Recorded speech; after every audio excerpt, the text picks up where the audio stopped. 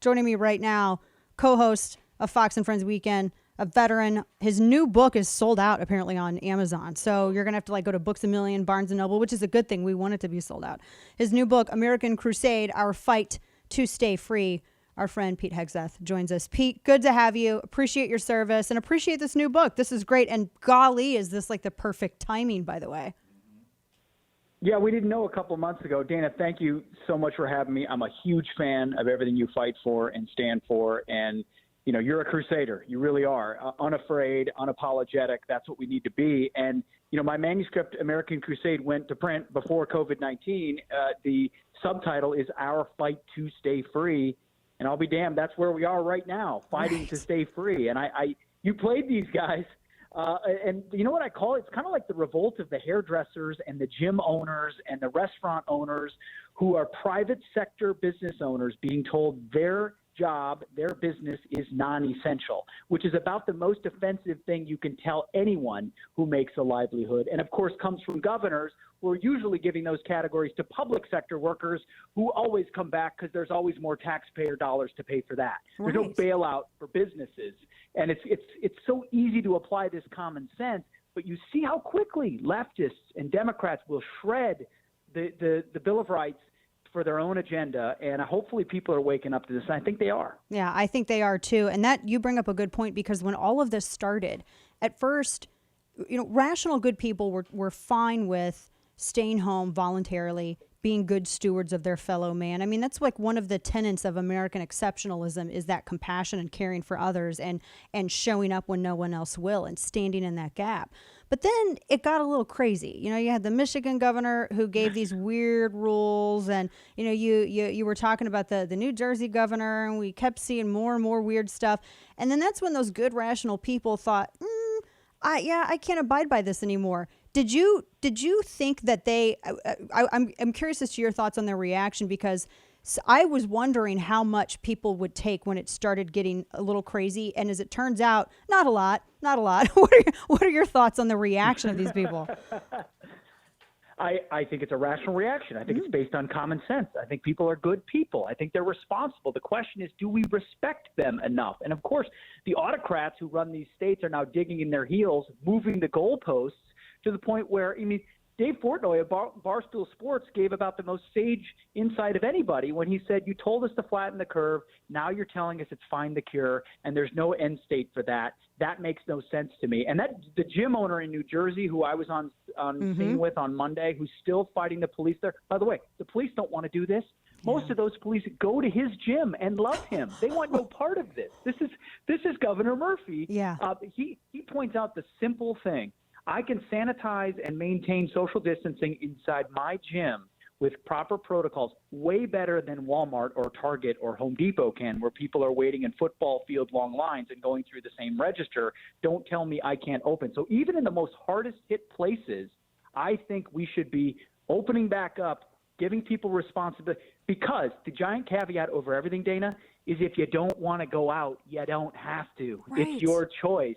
So that's the easy umbrella over everything. Yeah, we're talking to Pete Hegseth, whose new book, American Crusade, Our Fight to Stay Free, out now, a bestseller. And he's been, I love that what you get into about not just what motivates people, but why they remain motivated. You've been all around the country. You've talked to so many different people, and you've got to see so many different slices of Americana, whether it's East Coast, West Coast, and everything in between. And like I said, I think that your book came out at precisely the right time for this, because it seems to be, at least in a literary sense, kind of a sort of a soundtrack for this pandemic time. What do you think is the greatest danger right now to the American people, particularly in these very weird, completely, no blueprint for this pandemic era, because I feel as though, we're taking a stand against some of this authoritarianism and these tiny tyrants, but what is your greatest fear that could come up as a result of this? Well, first of all, leftism is the greatest threat we face in America.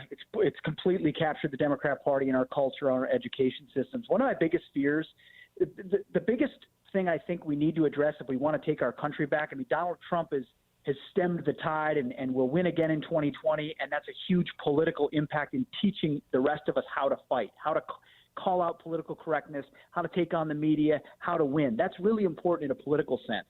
But I hope we don't miss our opportunity to take a very, very hard, bold, aggressive look at the way we educate our kids, because that's where the poison has started.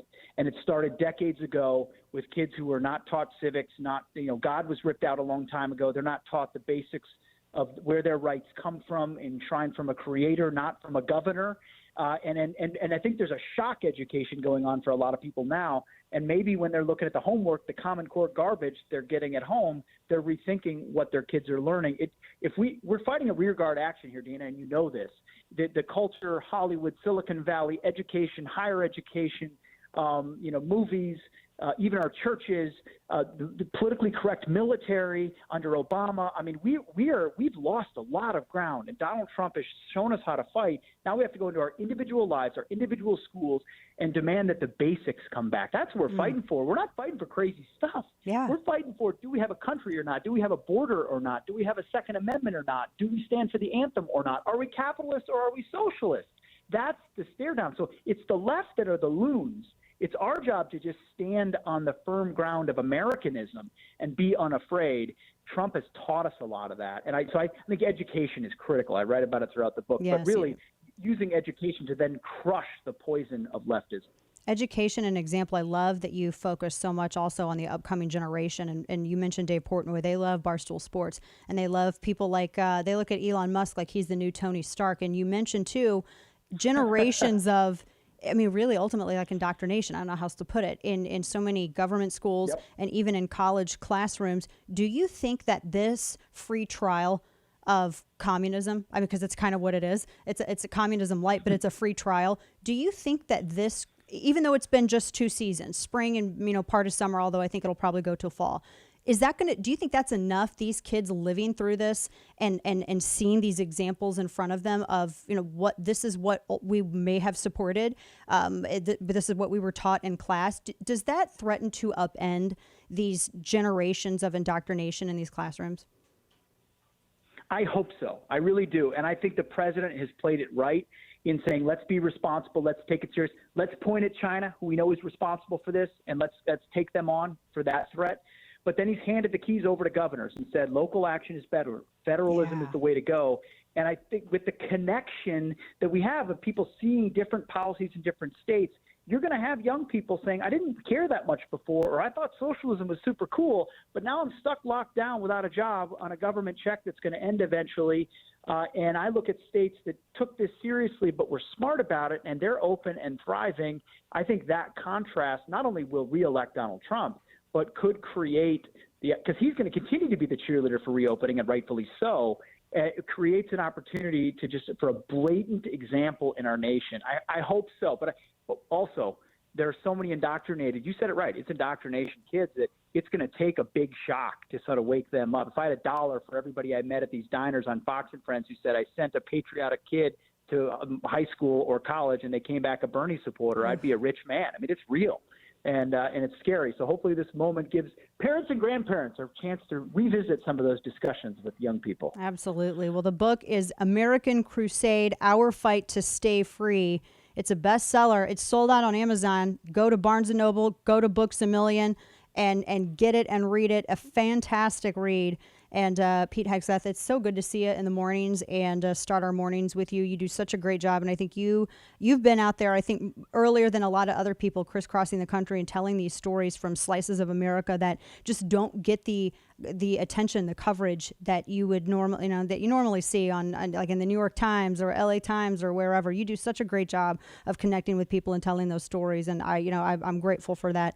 And Pete, congrats on the book. And best of luck. Thank you, Dana. You do an amazing job. Listen, we're just privileged to have this platform, and I do everything I can to give the voices to regular folks who built this country. It's an honor. Appreciate it. Amen to that. Pete Hegseth, American Crusade. Go and get his book. Pete, all the best. Godspeed, my friend.